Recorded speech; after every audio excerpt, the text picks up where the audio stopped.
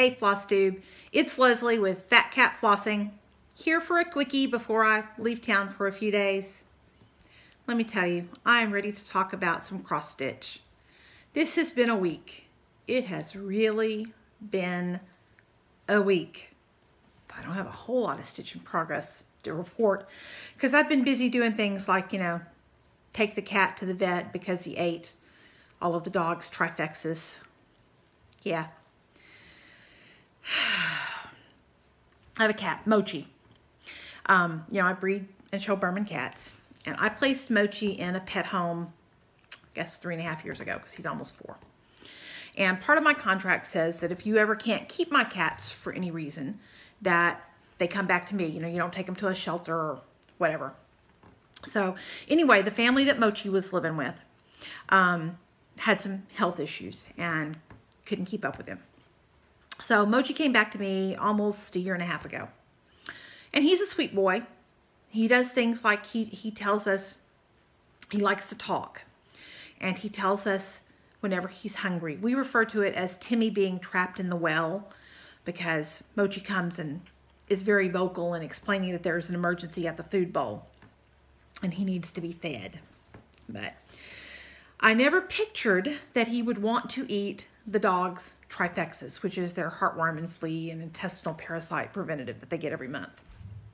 So Tuesday morning, I took out their monthly dose and set it down on the kitchen island for, I shit you not 30 seconds.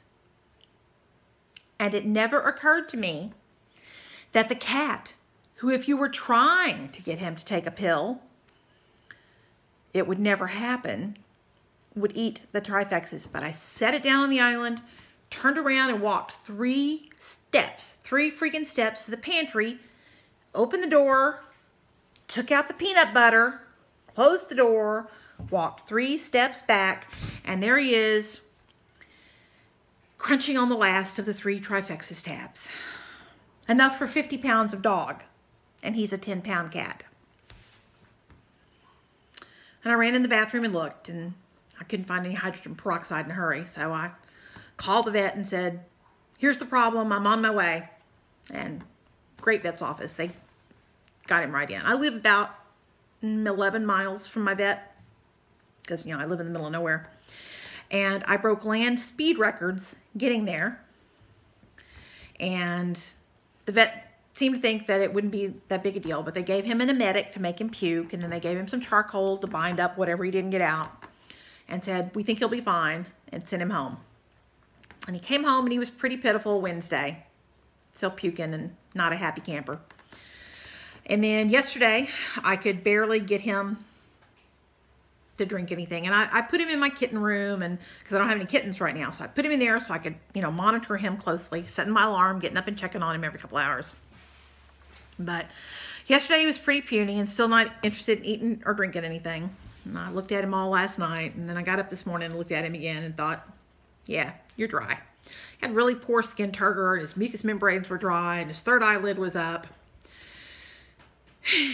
So I called the vet again, and I went and got some sub-Q fluids to give him because, I was a critical care and flight nurse for years. I intubated and put chest tubes and central lines in and cut throats, and, giving a cat some sub-Q fluid is not beyond my capability. So I went and got some fluids, and I just got about 75 cc's in before he decided he'd had enough of that noise.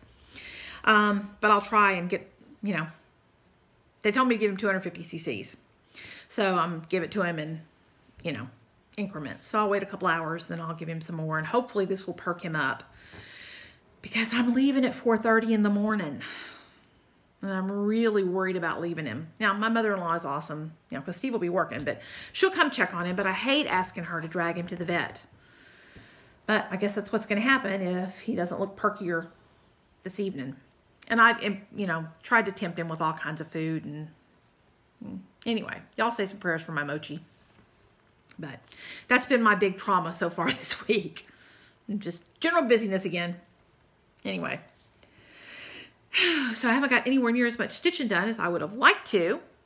But I did get a little bit done. So I'll quickly show you what I've gotten done on my WIPS this week, which sadly is not a whole lot. Drop of things. Good Lord. How many times can I throw it on the floor? I guess we're going to find out. This is Oh Beautiful by Shepherd's Bush. And I worked on it day before yesterday, I think. And I got this, the white part of the mountain, snow on the mountain, and then some of this purple filled in here. But that's about all I've gotten done on it. And I couldn't count for crap. So I stitch, frog, stitch, frog, stitch, frog. But I think I finally have it right. I hope. We'll see. The way this week has been going, probably not. Sorry, I'm going to pick this up. But anyway, got a little bit done on Oh Beautiful. I'm about to throw more stuff down. My pile is slippery.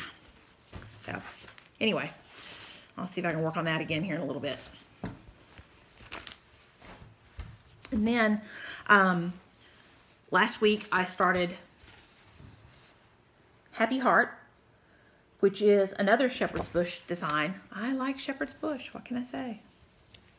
I did make some progress on it. And it's, this is 2/2 on, I think, some 30 count kind of antique white linen that I pulled out of my stash. It's a really loose weave. You can completely see my china cabinet through it.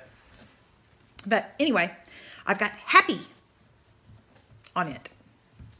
So this is probably the one I'll take with me to San Antonio in case I get any time to stitch on it, because it's on a little bit larger count and it's easy to see. So that was probably going to road trip with me. And then the only other thing I have worked on is Blackberry House by Plum Street Samplers. And again, slow going, but I did make a little bit of progress on it. I got this leaf over here and this funky looking leaf here, and then a little bit more of the bird's head done. But I just haven't been productive this week. I just seem to be in a rut. Maybe because I keep being fascinated with FlossTube and paying more attention to what's on the screen than what's in front of me to stitch. Maybe. That and the kitty drama has exhausted me. And I used to, hop up, when I worked as a flight nurse, you had to catch your share of night shifts. And, tones would go off in the middle of the night, and I'd pop up and go do a call and then come back and get back in bed and go back to sleep. Didn't bother me. I quit flying in 2003, so that was 15 years ago. I was much younger. Popping up out of the bed didn't bother me as much. I don't deal as well with that alarm going off every couple hours. Same thing like when I'm feeding kittens, when I have new babies. If they're not nursing well or whatever, I have to check on them. Yeah. That 15 years made a big difference. I no longer just pop out of the bed. I'm more like, drag myself up. But, gotta do what you gotta do. It is what it is, right? Thanks again to everybody who keeps coming back to watch me.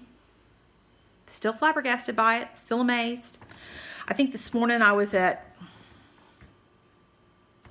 600 plus subscribers. I don't remember the exact number. Somewhere around 610, 615, I think. But yeah, I'm just constantly amazed by it. Thank you. I really appreciate it. I hope y'all enjoy some of my craziness. Lord knows there's enough of it to go around. But I decided that since you guys keep coming back to watching me, and everybody leaves such kind and nice comments, y'all, it means the world to me. It really does. It really, really does. So I'm going to do another giveaway.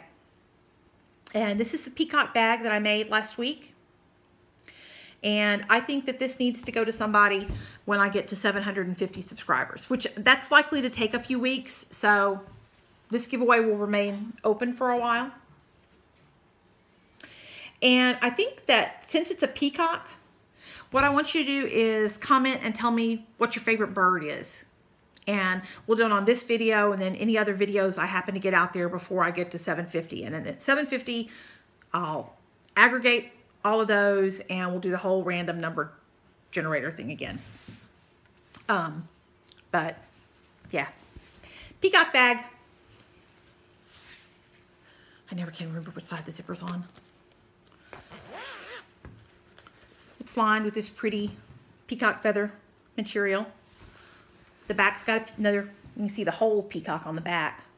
Actually, 2 of them, huh? Where I got the most as I could on the front, but it wasn't the whole thing. But anyway, this is made from the tutorial by Suzette, the Primitive Stitcher. And I keep getting, again, not perfect, not mastered, but I have gotten much better at it. And I was right. You know, I talked, the last time I talked about making project bags and said that I found it more difficult. The last bag that I made, which I think was this one. And I made it where the lining is the same as the outside fabric.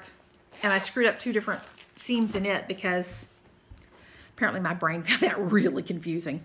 But it was much easier. This was the next one I made after that. And it was much easier to go back and use, you know, 3 distinct and separate materials. Made it much easier again. So anyway, peacock bag is up for grabs when we get to $7.50. So, and it doesn't matter where you live, anywhere in the world. Be a subscriber, because I will check that. Be 18 or over, so it's legit for you to give me your address to ship it to. Tell me your favorite bird. Don't comment giveaway, because YouTube's got all these crazy rules, and you know, there are folks who troll YouTube just looking for giveaway stuff. So be a subscriber, be over 18. I don't care where you live. Tell me your favorite bird, and we'll give a project bag away. And I got some other cool materials the last time I went to, I don't know, where did I buy material? I don't remember if I got it at Hobby Lobby or Joann's or Walmart. It's all run together now. Anyway, I did get some other cool material, so maybe there'll be another one soon too. And I have to confess, I have enough of the peacock fabric that I can make myself another one.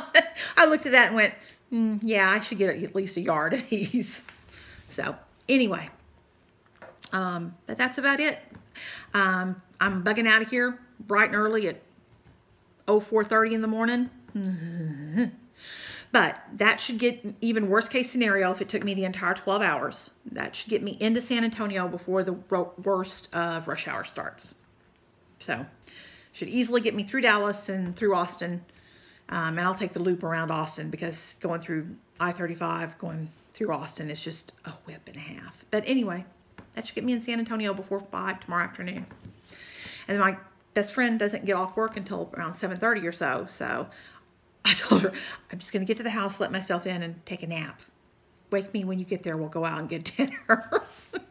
Can't wait to see her, but dreading the drive. And I think I will have earned either a nap, or if I'm not sleepy, and you know, if I get up at 4, I'm going to be sleepy. But if not, I'm taking my little portable lamp I can take along with me, so I can do some stitching if necessary.